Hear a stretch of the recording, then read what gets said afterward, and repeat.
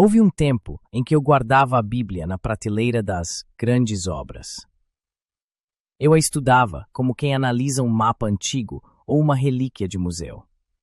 Tinha as escrituras na memória, mas não no coração. Eu a questionava, eu a dissecava, eu a mantinha sob o microscópio da minha própria lógica. Mas no silêncio de um dormitório de faculdade, algo mudou. As páginas deixaram de ser papel e tinta para se tornarem espelhos. De repente, não era mais eu quem estudava o livro. Era o livro, ou melhor, o autor por trás dele, quem começava a me estudar. Ele conhecia meus medos secretos, minhas dúvidas não confessadas e aquele vazio que nenhum diploma poderia preencher. Lembro-me da história de Émile Cailliet, um filósofo, um agnóstico, um homem perdido no barulho das trincheiras da Primeira Guerra Mundial. Ali, entre o cheiro de pólvora e o adeus repentino de amigos, a filosofia da academia ruiu. As perguntas eram grandes demais para as respostas humanas. Ferido e em busca de alento, Émile tentou criar sua própria Bíblia.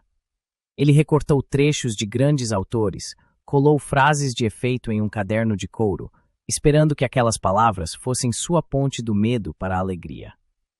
Mas, sentado sob uma árvore em seu jardim, ele percebeu a triste verdade. Aquele livro não podia salvá-lo, porque tinha as digitais de suas próprias mãos. Era apenas um eco de si mesmo. Até que o inesperado aconteceu. Uma Bíblia simples chegou às suas mãos. E ao abrir os evangelhos, a luz atravessou a escuridão. Émile não encontrou apenas palavras, ele encontrou alguém. Alguém que caminhava, que curava, que perdoava. Ele exclamou: "Este é o livro que me entende." Sabe, a Páscoa não é sobre a nossa busca por Deus, mas sobre a busca de Deus por nós. Eu também descobri que você pode conhecer a palavra do Senhor sem nunca ter se ajoelhado diante do Senhor da palavra. Mas quando você o encontra nos relatos de Marcos, de João, de Lucas, a história deixa de ser um relato antigo e se torna a sua libertação. Nesta noite, enquanto a música ecoa, não procure apenas entender a história. Deixe que o homem da cruz, o rei que venceu, a tumba, entenda você. Deixe que ele o encontre.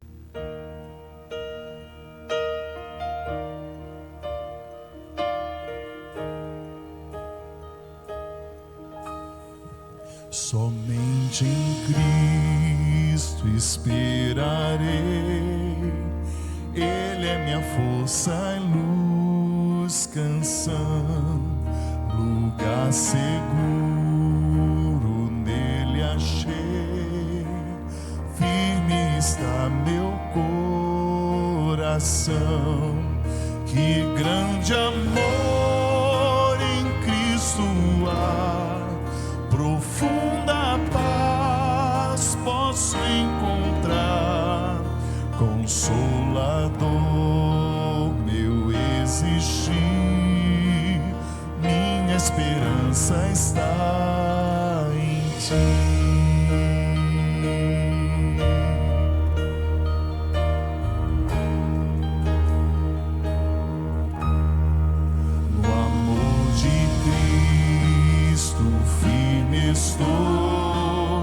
Eterno Deus que homem se fez, que dom de amor, justiça e paz, a salvação hoje nos traz.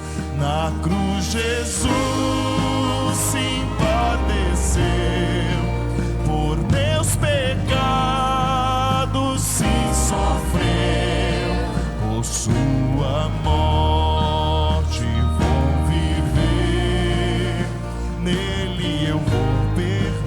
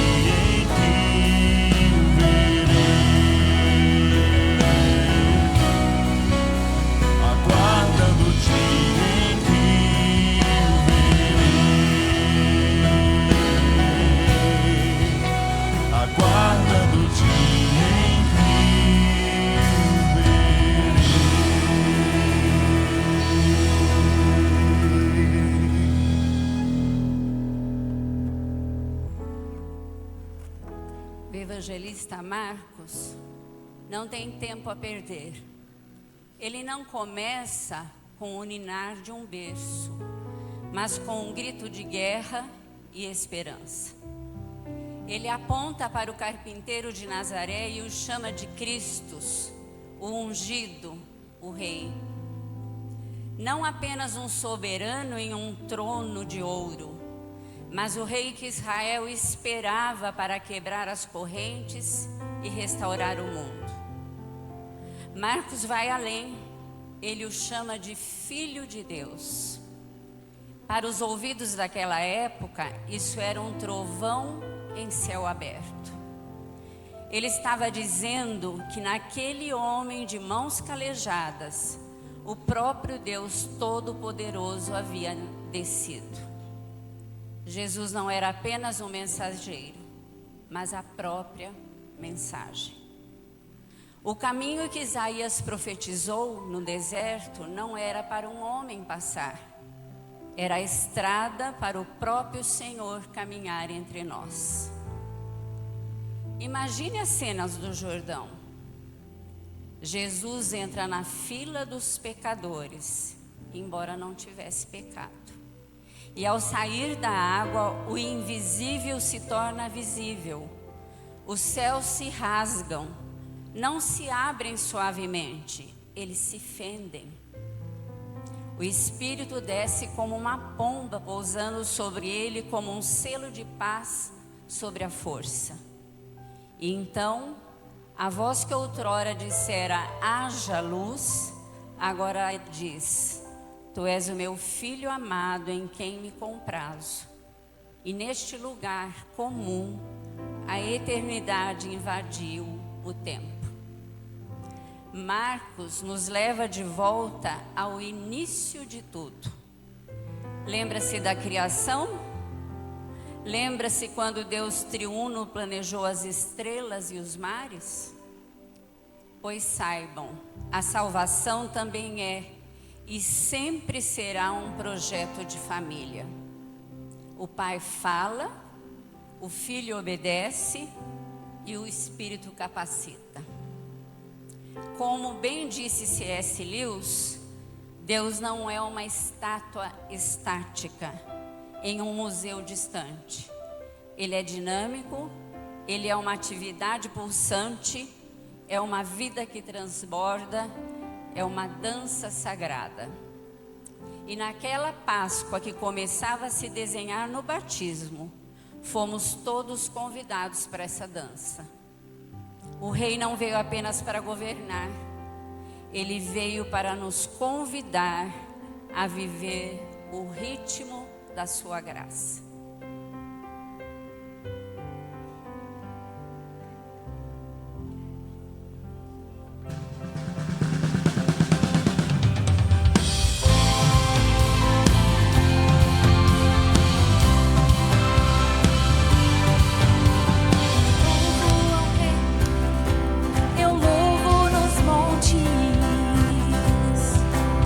Eu louvo no dia e louvo na noite.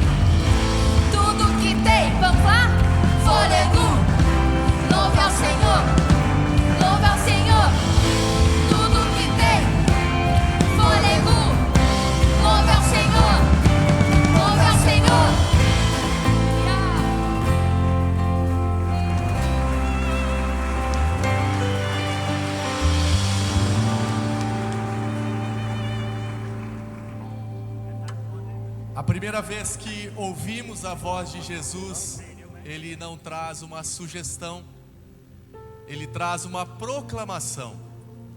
Arrependei-vos e crede no Evangelho. A Bíblia nos diz que arrepender-se não diz respeito a sentir remorso. Arrepender-se é dar meia volta, é deixar de correr na direção contrária a Deus e voltar-se a Ele. A palavra evangelho que Jesus usa não era uma palavra da religião. Na verdade, naqueles dias, se o novo rei subisse ao trono ou se uma guerra era vencida, os mensageiros corriam pelas ruas gritando evangelho, trago boas notícias. Evangelho não era um conselho sobre como viver, mas a notícia de que o mundo havia mudado e nada seria como antes. Aqui está a beleza que separa Jesus de todas as filosofias da terra. O mundo está cheio de pessoas dando conselhos e uma lista de tarefas.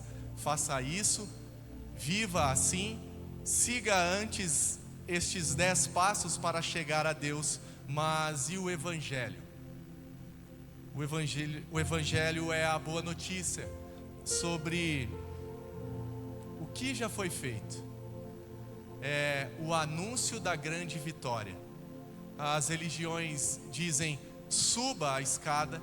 Jesus diz, eu desci para buscar vocês. As religiões dizem, esforcem-se mais.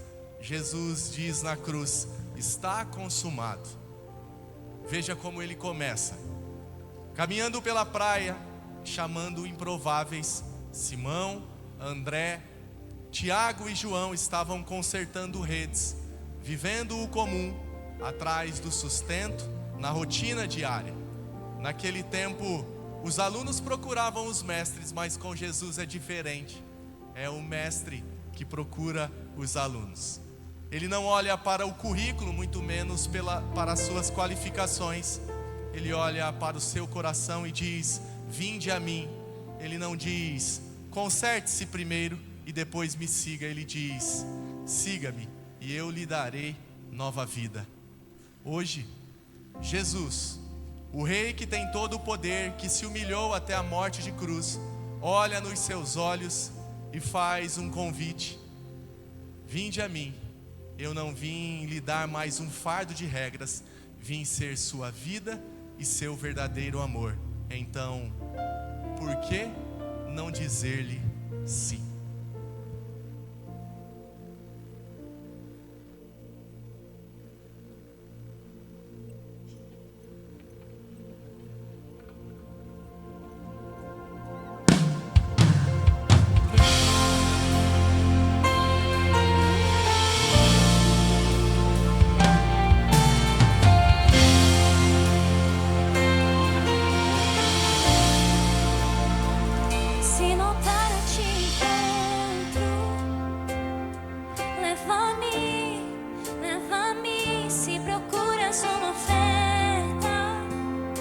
Senhor, eis-me aqui.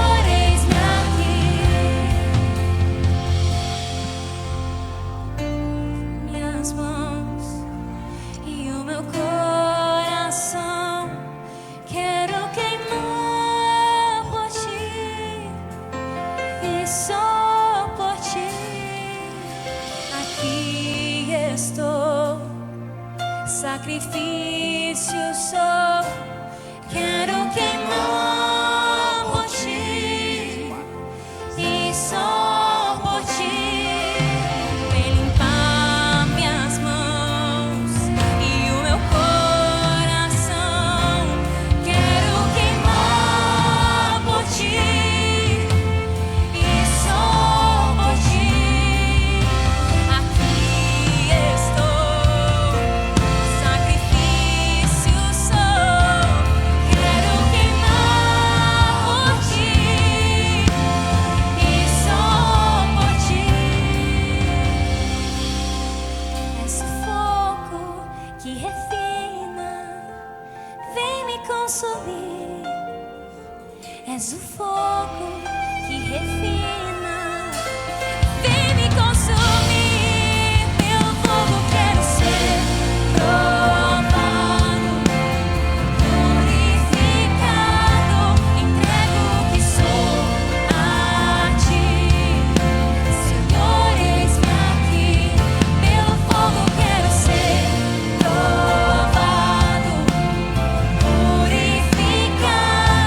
Entrego o que sou a ti, Senhor, eis-me aqui. Pelo fogo quero ser provado, purificado. Entrego o que sou a ti, Senhor, eis-me aqui. Pelo fogo quero ser provado, purificado. Entrego o que sou a ti, Senhor, eis-me aqui. Entrego o que sou a ti, Senhor, eis-me aqui. Entrego o que sou a ti, Senhor, eis-me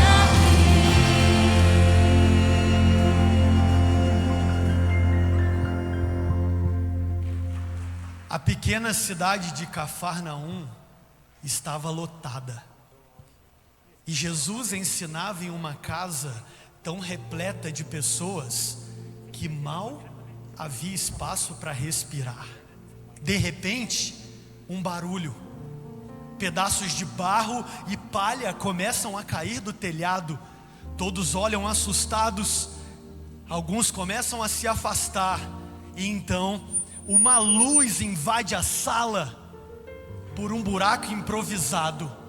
E por ele desce um homem imóvel em cima de uma maca, sustentado por cordas. Quem segura as cordas? 4 amigos, ofegantes, cansados, mas determinados a fazer qualquer coisa para levar o paralítico até a presença daquele que enfim poderia curá-lo. Mas para surpresa de todos e até decepção, a primeira coisa que Jesus diz ao paralítico não é: seja curado, e sim: filho, os teus pecados estão perdoados. Eu posso imaginar a frustração dos amigos. Eu posso imaginar o que se passava na cabeça do paralítico. Senhor, eu não vim aqui à procura de mais um sermão. Eu vim aqui porque eu preciso ter as minhas pernas de volta. O que ninguém via, mas só Jesus sabia, é que o maior problema do paralítico não era a sua enfermidade, mas sim os seus pecados ocultos não tratados. O paralítico achava que tudo o que ele precisava era de uma cura, mas Jesus via que o que ele mais precisava era de reconciliação. Os seus pecados o afastaram de Deus. E sabe de uma coisa? Pecado não é apenas quebrar regras. Pecado é tentar construir uma vida, uma história, uma felicidade sem Deus. É tentar fazer do sucesso do dinheiro, da carreira e até da saúde. Algo que possa trazer realização pessoal e, enfim, nos salvar de uma vida sem sentido. Talvez você conheça a história do jovem Eustáquio, o famoso personagem citado por C.S. Lewis em As Crônicas de Nárnia. Eustáquio era um homem ranzinza, egoísta, de coração endurecido, que vivia imaginando que um dia ele seria como um dragão, até um dia que ele acorda e a sua imaginação se torna realidade. A sua pele fica igual a de um dragão, escamas por todo lado, e ele se sente horroroso, ao mesmo tempo isolado e desesperado para voltar a ser um jovem de novo. E então Eustáquio, com as suas garras, começa a retirar as escamas. Mas cada escama que ele tirava, uma nova escama de dragão surgia. Ele sangrava e sentia dor, mas não conseguia resolver. Até que Eustáquio desiste. E ele reconhece a lição mais dura de aceitar. Nós não conseguimos nos despir de nós mesmos. Nós não conseguimos nos salvar sozinhos. E então surge o leão. Aslan entra em cena. Ele se aproxima de Eustáquio e diz: você precisa deixar eu fazer isso por você, Eustáquio. Mas para isso eu terei que ir mais fundo. E o leão então começa a arrancar as escamas, a pele escura. E Eustáquio diz que a primeira garra do leão doeu tanto que parecia ter atingido o seu próprio coração.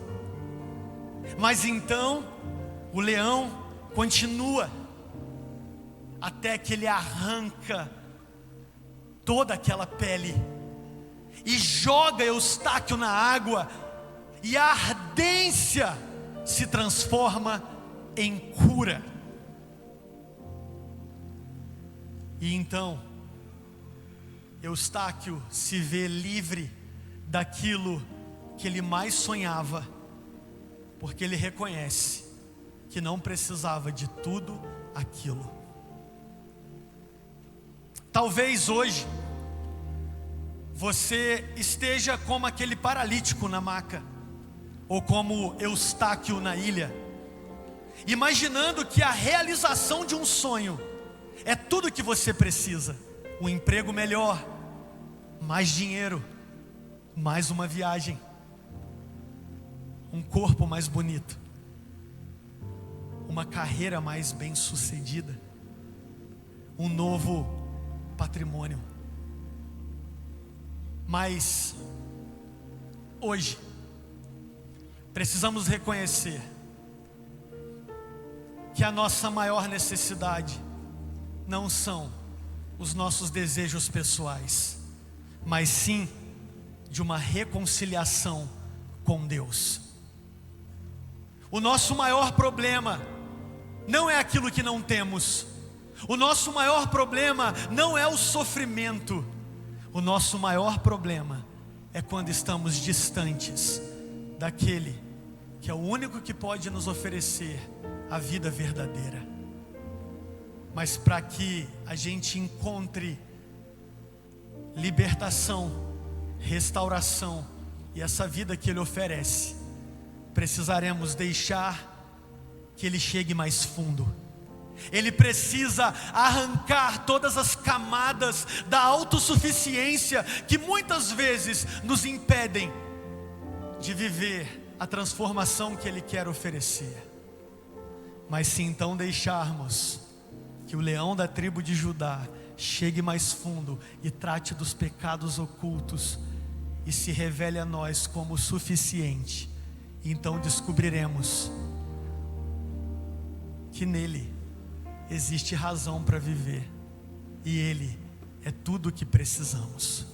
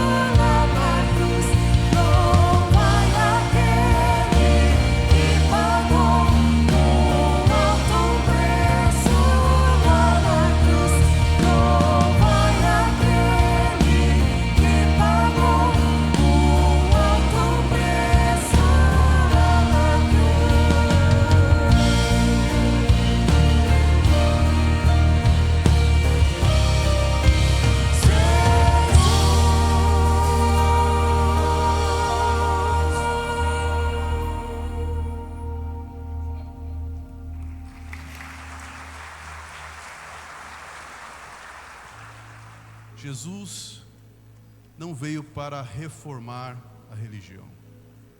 Ele veio para ser o fim dela. E para fazer algo totalmente novo. O mundo estava perdido em regras. Faça isso, não toque naquilo, seja bom o suficiente. Aí Jesus entra em cena e faz uma afirmação que fez tremer o chão. Ele não apenas disse que falava por Deus, mas ele reivindicou para si mesmo o nome que os israelitas mal ousavam sussurrar. Eu sou o pão, eu sou a luz, eu sou o caminho. O que ele estava dizendo é que cada molécula no universo, cada estrela que brilha no vácuo do espaço, é mantida por suas mãos. Jesus, ele não é uma opção no cardápio das crenças. Ele é o sustentáculo de tudo que existe. A maioria das religiões, elas seguem uma lógica da escada. Se você obedecer, então será aceito. E é um esforço exaustivo de tentar convencer a Deus que nós merecemos um lugar à mesa. E o Evangelho de Cristo, ele vira essa escada de cabeça para baixo.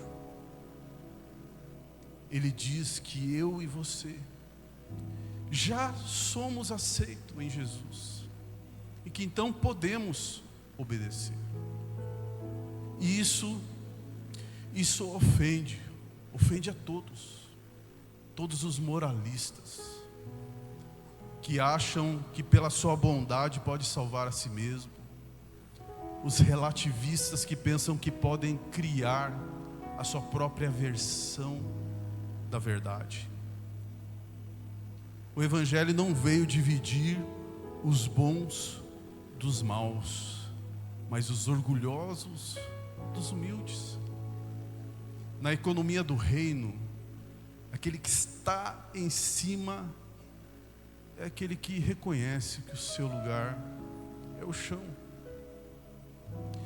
Jesus, ele explicou a sua missão com uma singeleza, uma simplicidade cortante. Os sãos não precisam de médicos, mas sim os doentes. Quem vai no médico para ouvir elogios porque a sua saúde está boa? Nós vamos porque a dor aperta, porque falta o ar, que a gente percebe que a gente não pode curar a nós mesmos. Jesus, ele não veio para os que se consideram espiritualmente saudáveis, autossuficientes, não. Ele veio para aqueles que estão na sala de espera da alma, que sabe que a sua enfermidade é grave demais, que remédio caseiro não vai resolver. E Jesus, ele não dá conselhos de bem-estar. Ele não dá um remédio para aliviar simplesmente, mas ele entra com uma intervenção cirúrgica. Ele é o remédio, ele é a cura que esforço humano nenhum nunca pôde ser.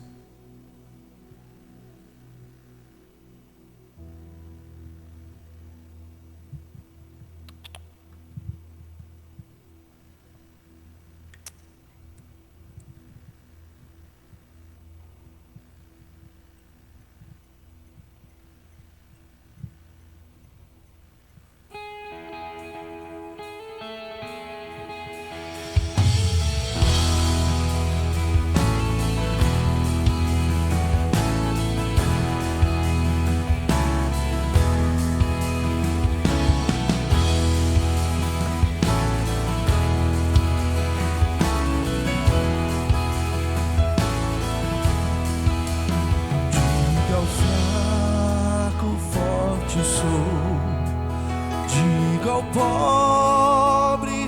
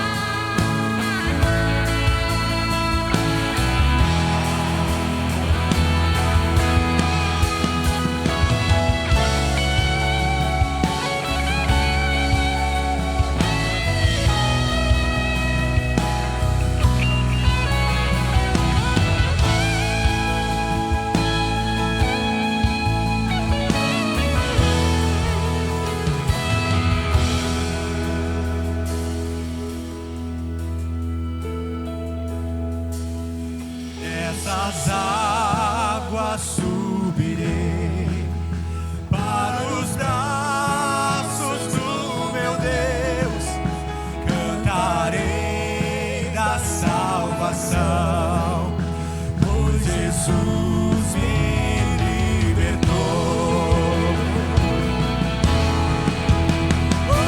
Hosana, Hosana, ao Cordeiro que se entregou. Hosana, Hosana, Jesus ressuscitou. Hosana, Hosana, ao Cordeiro que se entregou. Hosana, Hosana, Jesus ressuscitou.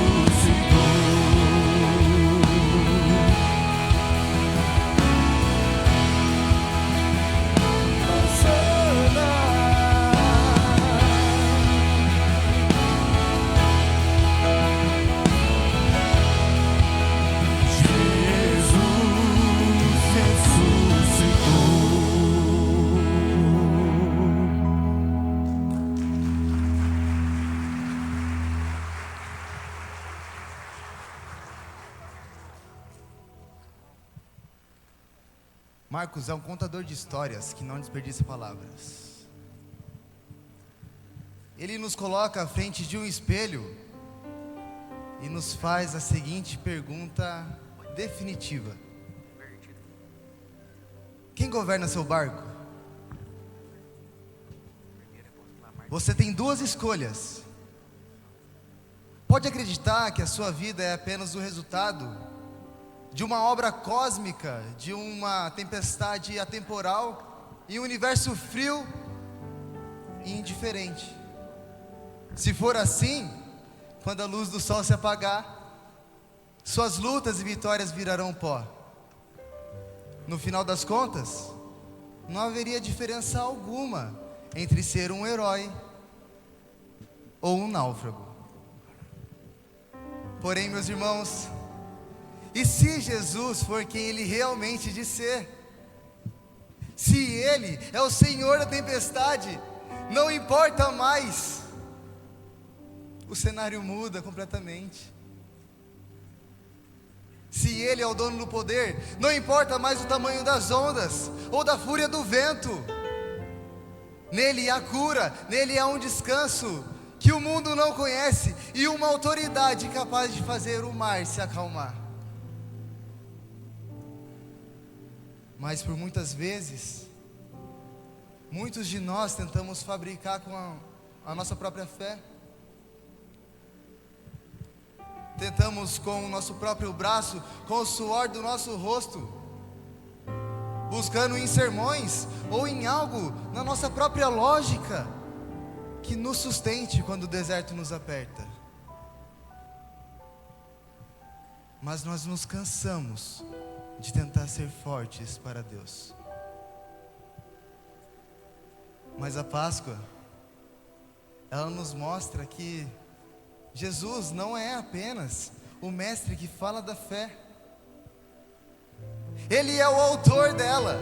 Ele não espera que nós cheguemos até Ele com as mãos cheias, mas Ele quer que nós cheguemos até Ele com as mãos vazias, para que Ele as preencha. Pare de olhar para o tamanho do gigante que está à sua frente e passe a olhar para aquele que derruba as muralhas. Talvez hoje você se sinta no vale, cercado por aquelas pessoas que duvidam das suas promessas, cercado por aqueles que olham para a prova que você está passando e diz ser o fim. Mas escute, o Senhor da tempestade também é o Senhor da virada. Se você não tem mais forças para crer, meus irmãos, peça a Ele, diga: Jesus, eu não consigo sozinho, mas eu sei, Senhor, que Tu és a fonte. E assim, aqueles que te viram passar pelo mar revolto terão que contemplar o milagre. E aqueles que te viram na cinza terão que te ver no pódio da graça. Porque quando Jesus entra no nosso barco, o cenário muda completamente. A tempestade vira um caminho e o choro um cântico de triunfo.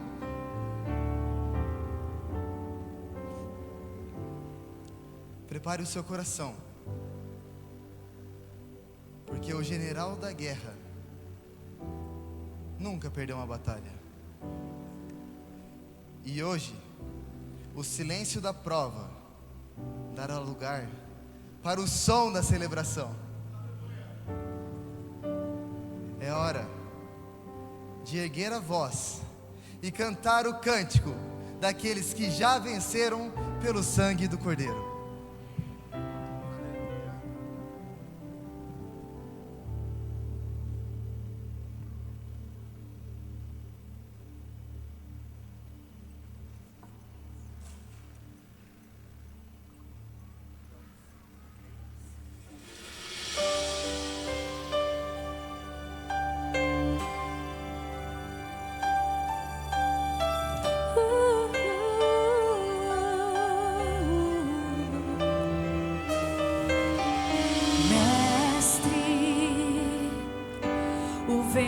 Balançou meu barco, mestre. Estou à beira de um naufrágio, mestre. Serás que não vês? Será que eu vou perecer? Sinto na pele o frio desse vento, chego a crer que não estás me vendo. Lembro que estás logo ali, na proa do meu barco a dormir. Eu sei que não estou só, e já posso crer que amanhã vai ser bem melhor. Só porque estás comigo eu posso clamar. Eu acredito, eu não vou naufragar. Só porque estás comigo eu posso clamar.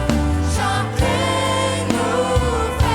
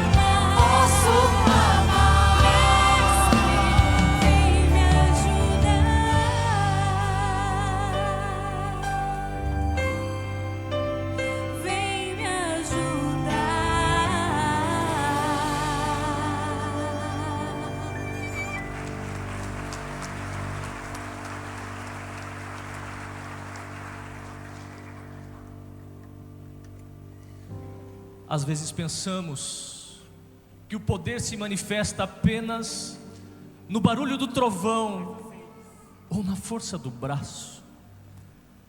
Mas Jesus nos ensina que existe um tipo de poder mais profundo: a paciência. Paciência não é apenas esperar, é o amor que resiste à longa jornada. É o amor que não desiste quando a recompensa demora. O amor que não se amarga quando a dor aperta. Olhe para Jesus. No meio da agitação de um mundo que grita, Ele é a calma. Com os discípulos que não entendiam nada, Ele foi paciente. Com a multidão que o apertava, Ele foi terno. Ele demonstrou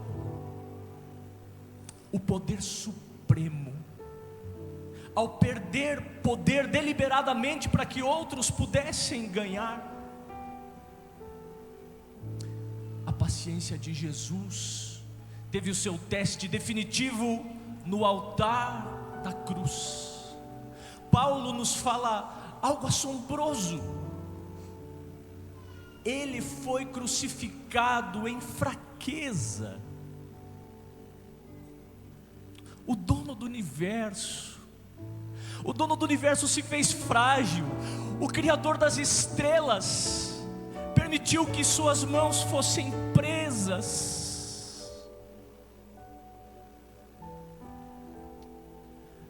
Lembra-se de quando você era criança e tinha medo de soltar a mão de seus pais em meio à multidão?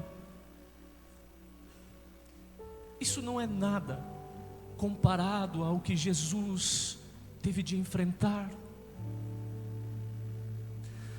Naquela tarde escura no Calvário, a mão de Jesus, a mão que sustentava as galáxias, soltou-se da mão do Pai. Ele aceitou o abandono total. Ele permitiu que o Pai o soltasse, para que uma vez que Ele segurasse a sua mão, Ele nunca mais tivesse de soltá-la. Jesus sabia o que nós frequentemente esquecemos. O único caminho para a coroa passa pela cruz. O único caminho para a manhã de domingo passa pela escuridão da sexta-feira. Ele perdeu a sua vida para que pudéssemos ganhar a nossa. Ele mergulhou no sepulcro para que pudéssemos ser arrancados de lá, ressurretos com Ele. Deveríamos orar assim: Senhor, permite-nos seguir o exemplo da paciência de Jesus, para que possamos participar da sua ressurreição. Ele suportou os pregos com a paciência de quem sabia que o amor venceria a morte. A fraqueza de Deus foi o nosso ponto mais forte. O seu último suspiro foi o nosso primeiro fôlego de vida eterna.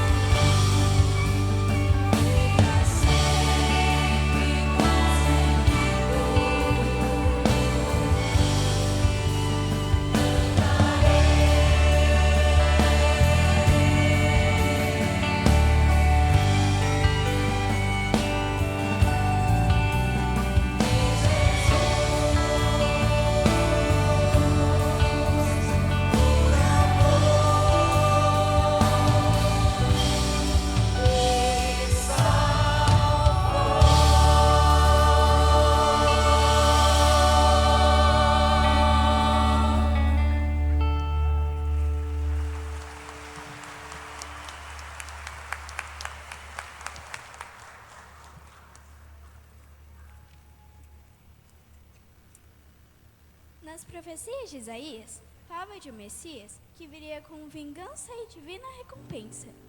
Todos esperavam uma espada, mas Jesus trouxe uma bacia e uma toalha. Todos esperavam que ele tomasse o poder, mas ele se entregou. Onde está, então, a vingança divina? A resposta ecoa no silêncio da cruz. Jesus não veio para trazer a vingança, ele veio para recebê-la.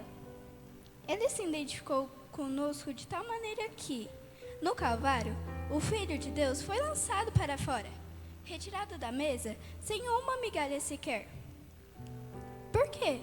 Para nós, que estávamos tão longe, pudéssemos ser adotados. O Filho se tornou estrangeiro para que nós nos tornássemos família. Ele aceitou o lugar da humilhação para que pudéssemos sentar à mesa do Pai. É nessa mesa de graça que entendemos o amor de Jesus pelos pequenos. Lembra-se de quando os discípulos, com suas mentes ocupadas por grandes teologias, tentaram afastar as crianças?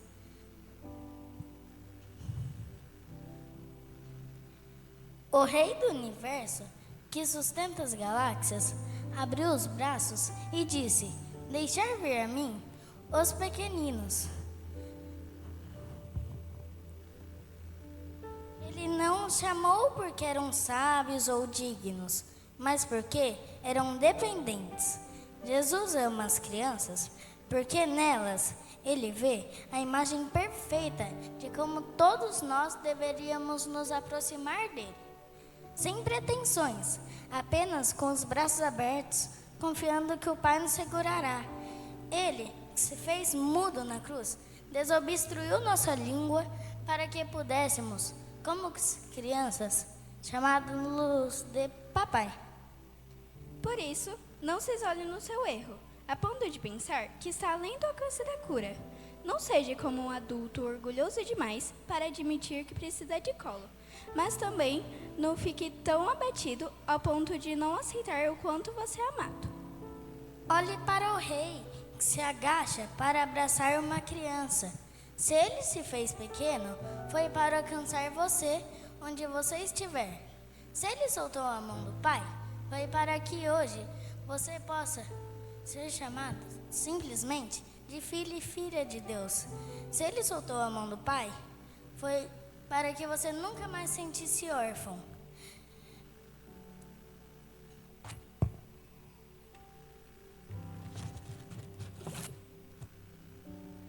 Há um lugar para você à mesa. Há um abraço esperando por você. O Filho se entregou por inteiro para que hoje você possa ser chamado simplesmente de filho e filha de Deus.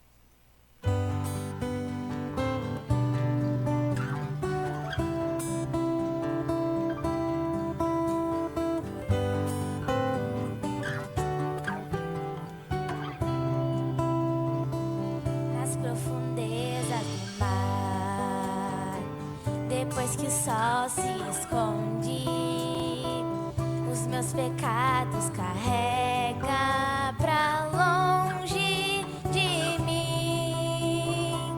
Já não se ouve falar, lugar algum se encontra. O vento sopra e me leva de volta pra quem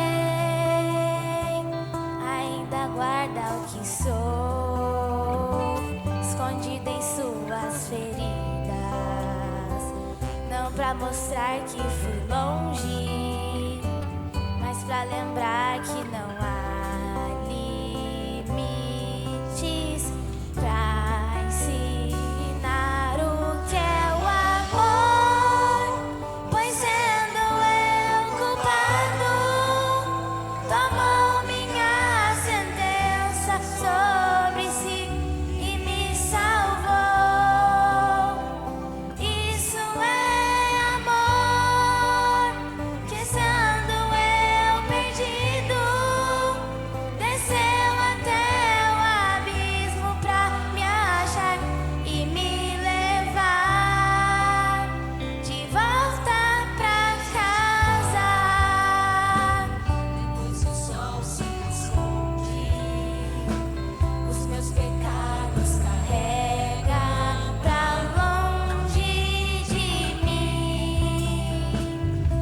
se ouve falar, lugar algum se encontra, o vento sopra, me leva de volta pra quem ainda guarda o que sou, escondido em suas feridas, não pra mostrar que fui longe, mas pra lembrar que não há limites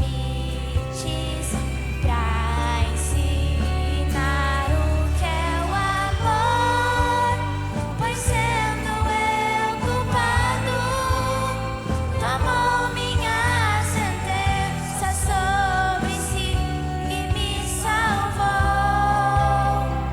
Isso é amor, que estando eu perdido, desceu até o abismo pra me achar e me levar.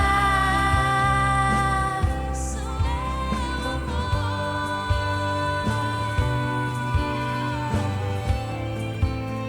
desceu até o abismo pra me achar e me levar de volta pra casa, de volta pra vida, de volta pra tudo que eu perdi, mas recebi de Deus.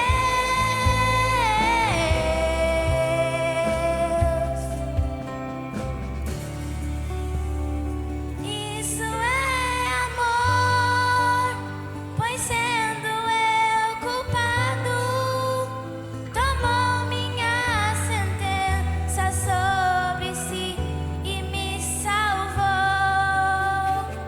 Isso é amor, que estando eu perdido, desceu até o abismo pra me achar e me levar de volta pra casa.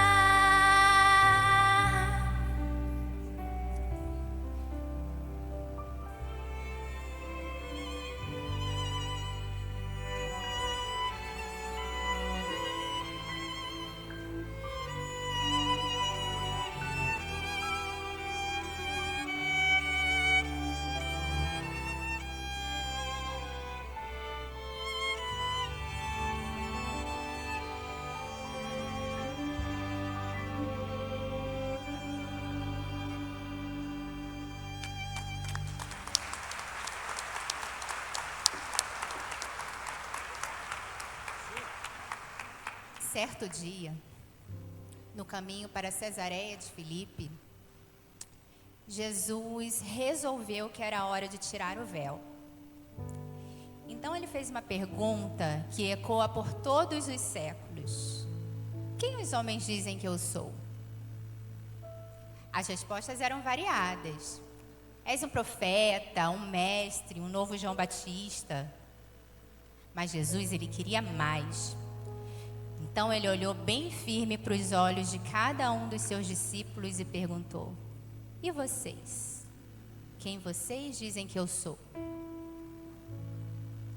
Pedro, em um lampejo de luz, respondeu: tu és o Cristo, o ungido, o Messias, o rei que veio colocar o mundo, nos trilhos.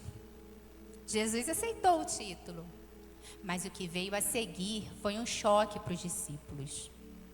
Jesus, ele era rei, sim, mas não o rei que eles esperavam.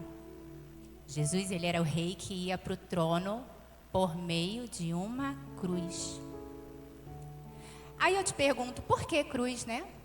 Por que uma morte tão terrível? Por que derramamento de sangue?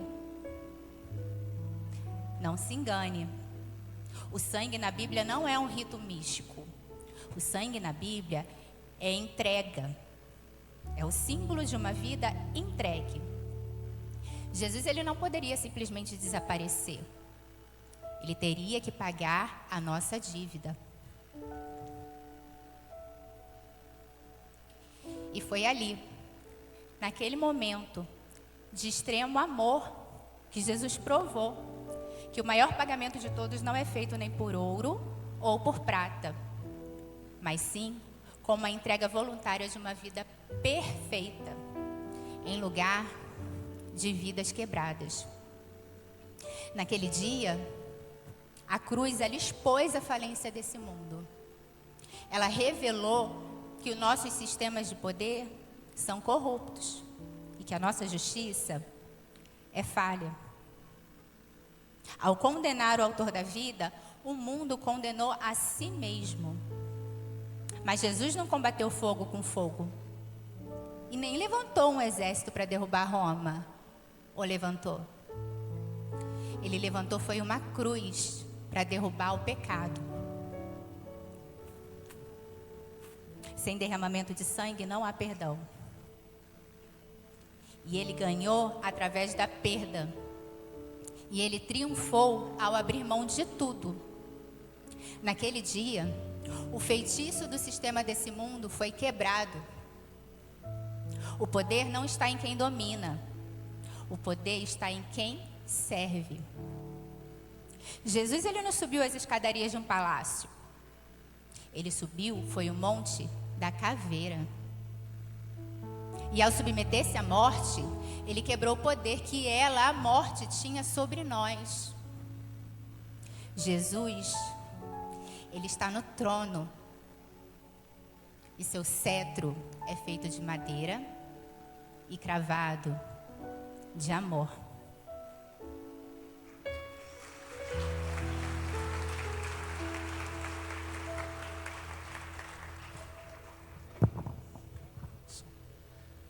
Porque esse Deus de amor tão grande, Ele se entregou em nosso lugar e hoje nós podemos clamar: Santo, Santo, Santo. É o Rei dos Reis, Senhor dos Senhores, que ressuscitou e vive está. Aleluia.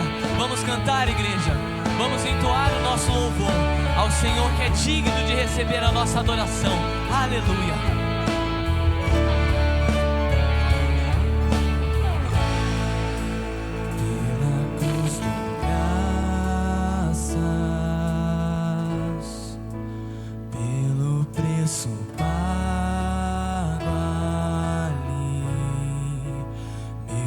Coroado Rei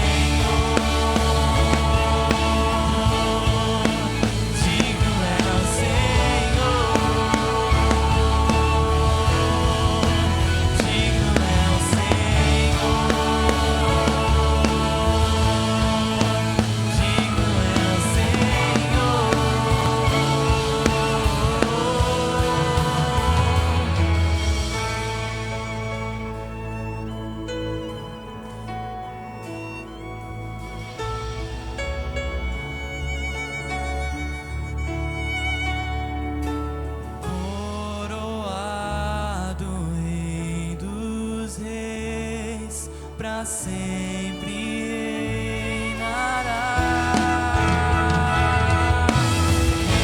Exaltado está Cristo Salvador, Cordeiro de Deus, por mim morreu. Digno é o Senhor, digno é o Senhor.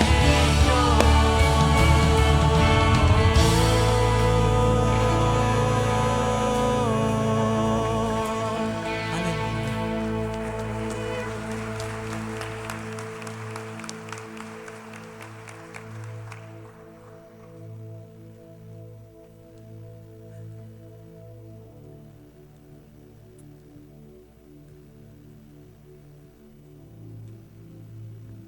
Chegamos então ao Jardim das Oliveiras.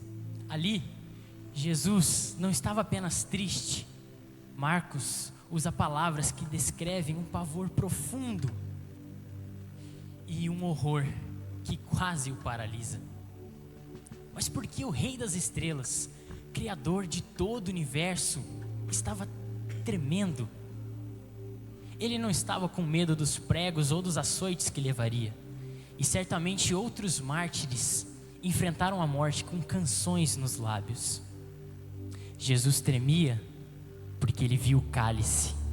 Não um cálice de metal, mas o cálice da justiça divina que transbordava com todo o veneno do nosso pecado. No Getsêmani, Jesus começou a sentir o gosto da separação do Pai. Ele, que era a vida, a própria vida, estava prestes a mergulhar numa fonte de morte. Mas mesmo assim, em meio ao suor de sangue, Ele escolheu o meu e o seu lugar. Ele disse sim, para que nós nunca tivéssemos que dizer adeus, adeus. A cena então se move para os tribunais. O mundo tenta julgar a verdade. Pilatos pergunta o que é a verdade, enquanto a própria verdade estava ali, à sua frente, sangrando. Jesus foi cuspido, Jesus foi zombado e foi coroado de espinhos. Esse é o grande paradoxo da Páscoa. O rei, o grande rei, estava agora em um trono de escárnio. Mas cada insulto que ele recebia era um golpe na nossa condenação. Ele permaneceu em silêncio, calado, diante dos seus acusadores, para que no dia do nosso julgamento não houvesse mais acusação sobre nós. Jesus foi condenado pela justiça humana para que nós pudéssemos ser absolvidos pela justiça divina.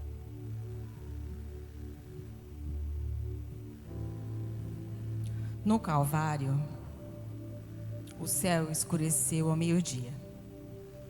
Um grito rasgou o ar: Deus meu, por que me desamparaste? O nós da Trindade se quebrou para que o nós da humanidade fosse restaurado. Jesus foi abandonado para que você fosse adotado. Mas olhe para o templo. Quando ele rendeu o Espírito, o véu, aquela cortina pesada que separava o homem de Deus, rasgou de cima para baixo. Não pelo esforço humano, mas a mão de Deus, foi a mão de Deus dizendo: o caminho está aberto, a dívida foi paga.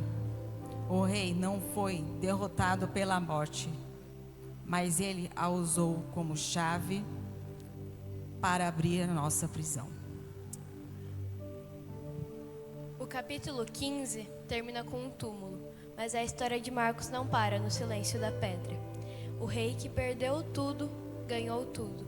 Ele desceu ao abismo para nos trazer às alturas. A cruz não foi um acidente, foi uma coroação. E o túmulo vazio é o selo de que o reino de Deus chegou. A pergunta de Cesareia ainda ecoa: quem dizeis que sou? Hoje a resposta não é apenas uma palavra, é uma vida. Ele é o Rei que nos amou até o fim. Ele é o Senhor que venceu a sepultura. E Ele convida você a sair das trevas para a sua maravilhosa luz.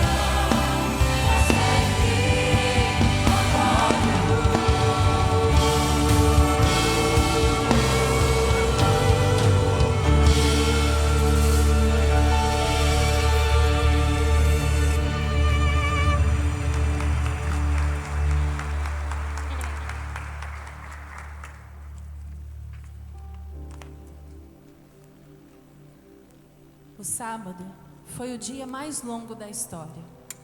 O silêncio do sepulcro parecia dizer que o mal havia vencido. Mas ao amanhecer do primeiro dia, as mulheres foram até o túmulo esperando encontrar um corpo e encontraram uma revolução. A pedra não foi removida para Jesus sair, mas para que nós pudéssemos olhar para dentro e ver que ele não estava mais lá. Marcos encerra o seu relato com um convite ao espanto. A ressurreição não é apenas um final feliz. Ela é o sinal de que o novo mundo de Deus começou. O Rei está vivo. Ele está à nossa frente. E Ele está chamando cada um de nós pelo nome. Vivemos agora nos dias da promessa cumprida.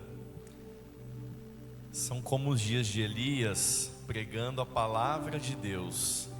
Dias de justiça restaurada. Assim como João Batista preparou o caminho no deserto, a ressurreição nos convoca a preparar o caminho para aquilo que ainda há de vir.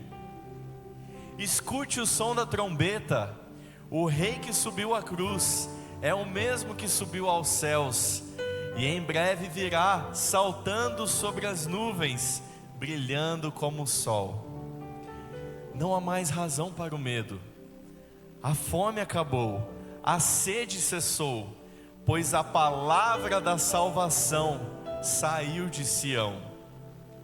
O deserto agora floresce, porque o Senhor da vida triunfou. Olhe para ele agora. Não mais o carpinteiro cansado, não mais o prisioneiro ferido. Contemplem o esplendor do Rei, vestido de majestade, aquele que se fez pequeno para nos abraçar. Revela-se agora com sua glória indescritível. Ele é o Deus Trino, o Pai, o Filho, o Espírito Santo, o leão e o cordeiro. O tempo está em suas mãos. Diante dele toda a terra se alegra e as trevas tentam se esconder, mas tremem diante da sua voz. Como podemos ficar em silêncio? Como não unir a nossa voz a toda a criação para declarar o óbvio? A cruz do Rei termina onde começa a sua eternidade. Ele se fez maldição para que nós fosse tornados filhos de Deus. Ele foi fraco para que nós fôssemos fortes. Ele morreu para que nós pudéssemos viver. E a pergunta final não é o que você acha de Jesus, mas é o que você fará com Ele.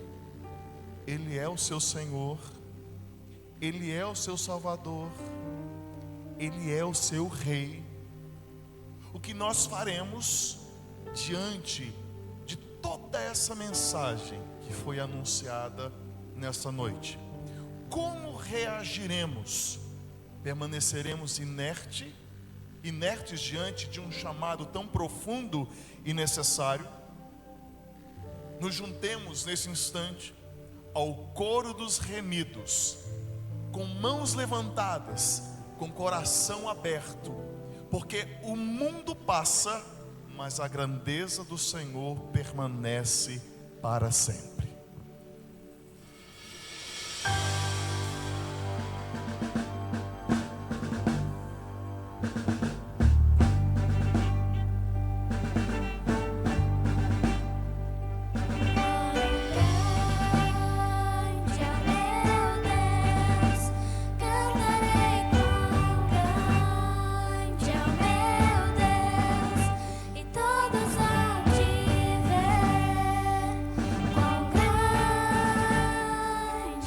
Meu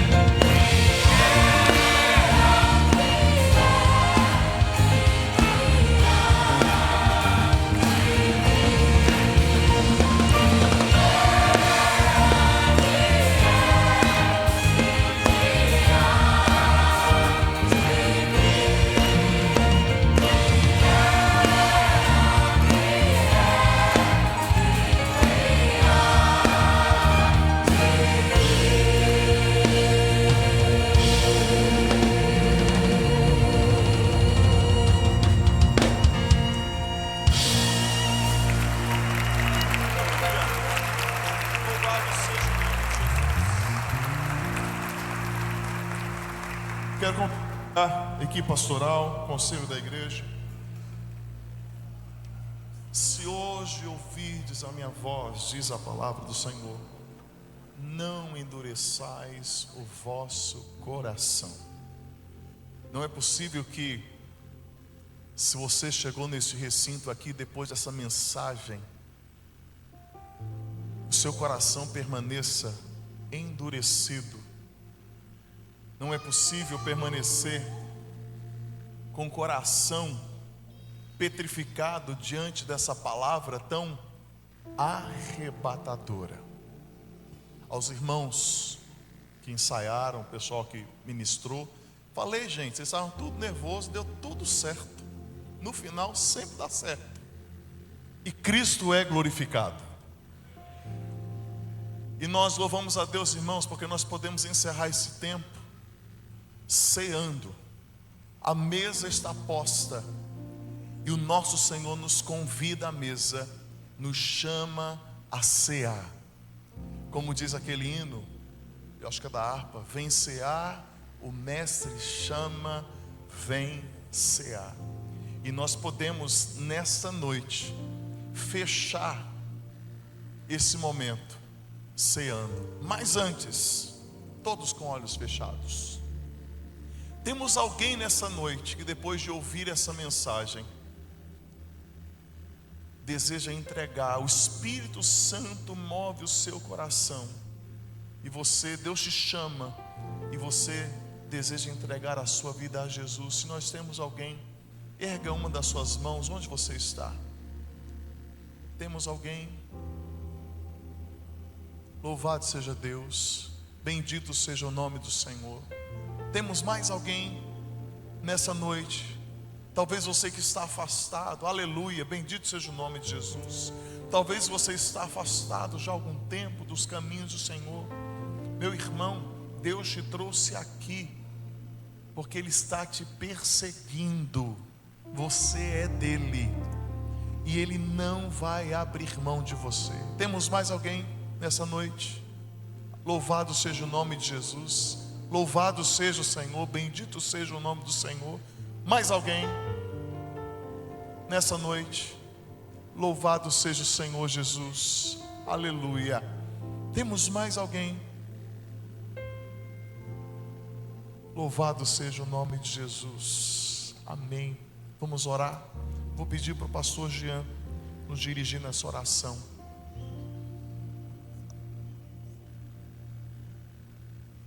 Seja o teu nome, Senhor, por tudo aquilo que nós presenciamos aqui nesta noite. Obrigado porque o Senhor fala aos nossos corações, o Senhor também nos confronta, ó Deus, através das ministrações, das próprias letras das músicas, ó Deus, porque não tem como olhar para a maravilhosa obra do Senhor e não perceber que o Senhor foi até o final, ó Deus, porque nenhum de nós teríamos a condição de nos salvar, ó Pai. Obrigado porque nesta noite também houve salvação para aqueles que estão aqui conosco, ó Deus. Obrigado porque o Senhor, por graça, atua, ó Deus, nesses momentos no coração do homem. O Senhor é aquele que vai no profundo desses corações, ó Deus, dando novamente a vida, ó Pai. Obrigado pela Tua misericórdia sobre nossas vidas. Obrigado, ó Deus, por esse momento especial de poder recordar, ó Deus, o que o Senhor fez em nosso favor. De fato, nós não merecíamos, ó Deus, e o Senhor ainda assim demonstrou tão grande amor por nossas vidas. E nós te louvamos nessa noite, ó Deus, junto da Tua igreja, e oramos no nome de Jesus. Amém. Senhor, neste instante nós pedimos que esses elementos sejam trazidos para o uso específico na mesa do Senhor. Num ato, Senhor, de fé, nós cremos que a presença do Senhor está espiritualmente neste lugar. E que essa presença vai nutrir a nossa alma, libertar cativos, curar, Senhor, as enfermidades do corpo e da alma. Então, no nome de Jesus, nós nos assentamos em torno dessa mesa, porque um dia o Rei da cruz se entregou em nosso lugar, ressuscitou e, como nós cantamos, breve voltará. Nós oramos agradecidos neste momento no nome de Jesus. Amém. Essa não é a mesa da Igreja Presbiteriana do Brasil, nem da Igreja de Mogi Guaçu, é a mesa da Igreja de Jesus. Você que está conosco pela primeira vez, seja muito bem-vindo, que Deus te abençoe, muito mesmo. Mas se você está conosco e é membro de alguma outra denominação evangélica, está em comunhão com Deus, com a sua igreja, você está apto para participar da mesa do Senhor. E sempre nós lembramos, o exame é necessário, o autoexame é necessário, não para deixar de cear, mas para que a gente possa consertar a vida e cear e participar da mesa do Senhor.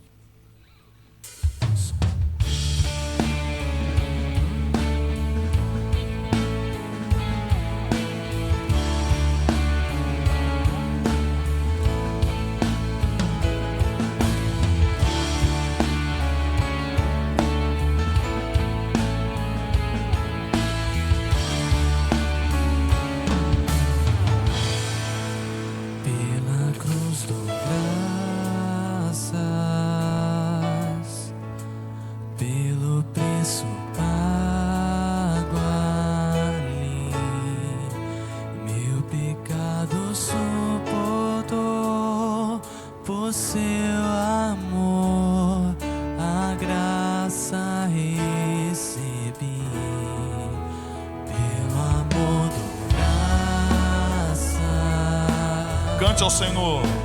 Pelos pregos em suas mãos, com seu sangue me lavou e me mostrou seu amor e seu perdão. Digno é o Senhor, sobre o trono está, coroado Rei dos Reis, pra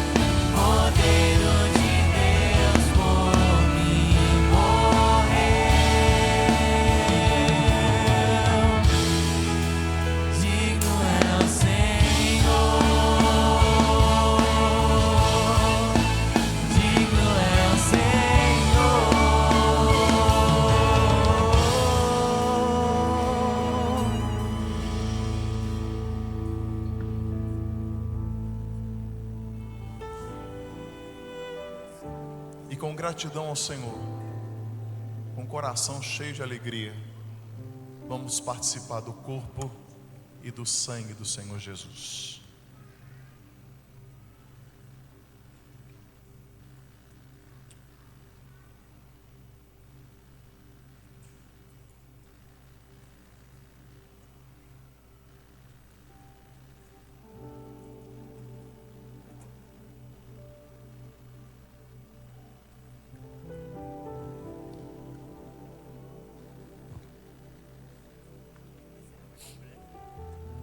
Senhor, obrigado. Obrigado por essa noite maravilhosa na Tua presença. Obrigado por esse tempo especial, Pai. Obrigado, ó Deus, pela morte, pela ressurreição do Senhor Jesus. O Senhor entregou Ele em nosso favor, para que pudéssemos ser livres, para que pudéssemos, ó Pai, estar livres do pecado. E Pai, em nome de Jesus, vem, ó Deus, vem com o Teu Espírito Santo, mover a nossa vida, mudar a nossa história, para que possamos estar cada dia mais perto do Senhor, para que possamos Te louvar em espírito e em verdade. Pai, nosso coração, ó Pai, está aqui, Deus, sofrendo também, ó Deus, porque o Senhor se entregou por nós, mas também alegres, porque nós sabemos que em Ti nós temos vida, e vida em abundância. Louvado, adorado seja o Senhor Jesus por essa noite. Muito obrigado, Deus, pelo sacrifício do Senhor na cruz do Calvário. E que possamos, Deus, sempre nos aproximar mais e mais do Senhor. Em nome de Jesus.